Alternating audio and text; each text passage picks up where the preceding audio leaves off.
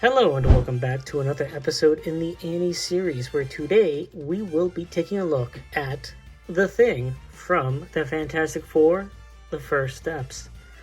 So again, I've recently just watched the movie. Absolutely loved the cast. I think I really liked this interpretation of The Thing. Only complaint is I wish we could have seen more.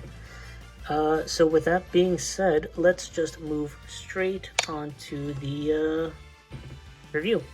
So, taking a look at the overall sculpt here, and he looks absolutely fantastic. Straight down, I think this might be my favorite thing ever in terms of the design. An actual sculpt too, and in plastic form. I did grow up with the 2004 version of the Fantastic Four, and I thought that interpretation was also great. And I do love that live action, the actual costuming, how that was a real costume. But while I'm sad that this one isn't, I think it still looks great. So with that, he is also, before I get ahead of myself, he is a all-new sculpt. And he is pinless, looks nice, and let's just move right on to the head here.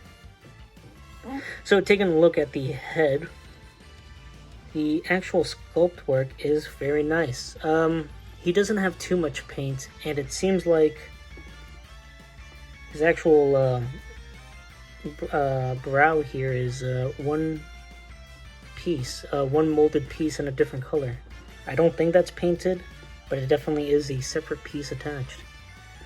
His eyes, I don't know how well that's coming out, are painted very nicely. And he is on a double ball joint, one being at the bottom of the neck and one at the upper head. So unlike the previous Fantastic Four members, he has a full rotation in the head, which looks very good. So getting it about on a straight view, he can look down about that much if you angle it. He is being stopped by his actual chest here, so you could get about that much. You can bring the head up about that far. And the way that they sculpted the head on a slight angle will make it look ever so slightly more natural. Not really gappy, but I think it's as best as they could get it. You can tilt the head from side to side, and that goes very, very far indeed. And of course, like any ball joint, you can get a swivel. And now moving on to the chest here, there is a slight softness to the material, at least from this portion in the front here. And I wonder if they've done that for the articulation. But just to get a look at it, it is on a ball joint, so that will go all around. You can go side to side about that far.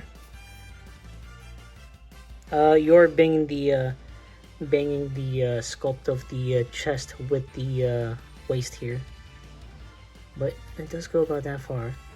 In terms of forward to back, you get about a very limited forward, but a very decent lean back.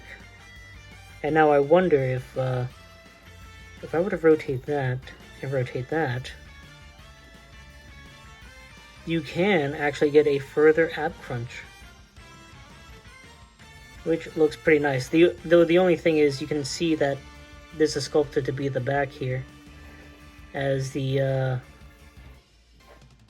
it's slightly hanging out. It's not a perfect rotation. And now moving on to the waist over here, you do get a ball joint that will allow for the leg to kick out about that far forward. And you are again hindered by the sculpt of the back here. So you're not gonna be able to fake a kickback. So that's about as far as you get with that. You do get an upper thigh swivel, which, with it being slightly squeaky and it having the softest of ratchets, you do get a nice painted Fantastic Four logo on the leg. And is it squeaky on both? Yeah, kind of. More squeaky on this than this. You do get a leg bend. That goes as far as the sculpt will allow. And I think that looks pretty good. You do get some very nice paintwork for the little gribbling on the actual costume. Very nice. And at the foot, you do get a disc that will allow it to move about that far back and about that far forward before being interrupted by the sculpt there with a nice foot pivot. Oh, I think I completely missed the arms here. It is on a simple disc and peg system, so you get a full rotation and it goes out about that far and down that far. And the way that this joint works is the peg is going up into the arm because this bicep piece is a floating piece. So here is a disc that will allow for the bend of about, I'd say about 90 degree bend. I don't think they would have done I haven't really seen them do a double bend in a long time for these larger sized figures. I've seen them resort to this style, and I think it looks fine for this, but I would have liked to see them try something new that would allow just for more. But then again, I don't think the thing is known for being all too flexible, so I don't know, it's just a small nitpick from my part. You do get a rotation, a full swivel I mean, with the peg system of the hand, and it hinges about that far up and that far down, so you're not being impeded by anything. And again, the actual sculpt work on the just overall on the whole body is just very, very nice. He does have 4 fingers. Don't know what happened to one of his digits.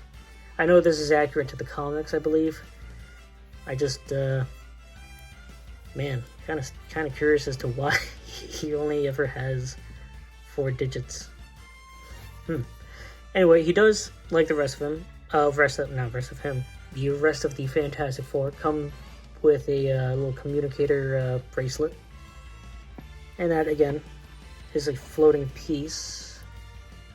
So you could remove it if you wanted to. And I think with that covers about all of the thing's articulation. So yeah, he will get about most poses that you'd want him to. The thing I'm curious to see is if they'll do a second version of this mold where he has the uniform sweater on, and I believe you see this in the trailer too, a version of the head sculpt with a beard, which oddly enough I really liked that scene in the movie where he gets the beard. I don't want to spoil anything else, so I'll just leave it at that.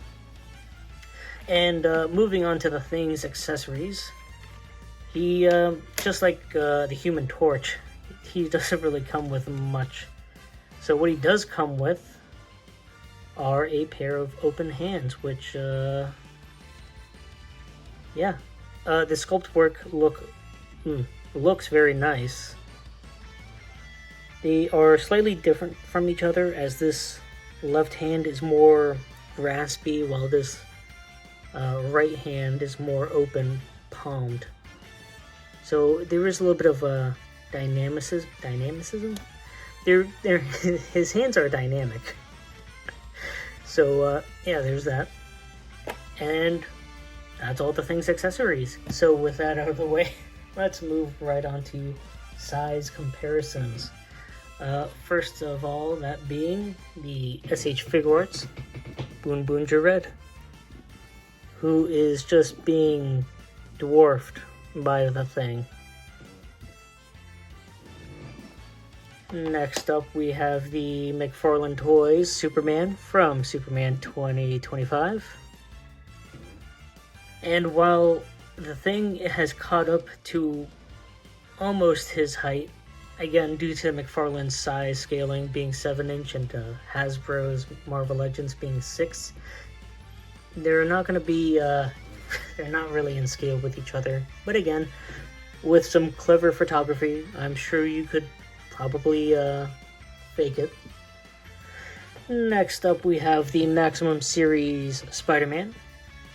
And again, they look great together. I really do like the size of the thing. He's large. He's definitely larger than most figures, but he's not like Hulk size, which I like that he's smaller. Definitely shows off him being, again, the heavy hitter, but not being a complete heavy hitter. So next up we have the Human Torch. And yeah, I think they look great together. And actually, I'm just going to keep them out here, as I'll bring out Mr. Fantastic and the Invisible Woman. Which, let me just put her in front of the thing here. And having all 4 of the Fantastic Four teamed together, I think they look fairly good. Again, I really like the costume designs. I don't know how well I'm expressing my enthusiasm to have all of the team together, but yeah, this has been a fun set to collect. I do have one more review from the wave. Again, not the Power Down Johnny Storm, but the Silver Surfer, who again I was not expecting her to be one of my favorite characters, but for the screen time that she had, I really enjoyed.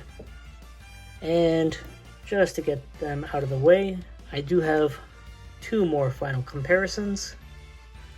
That being Doctor Doom.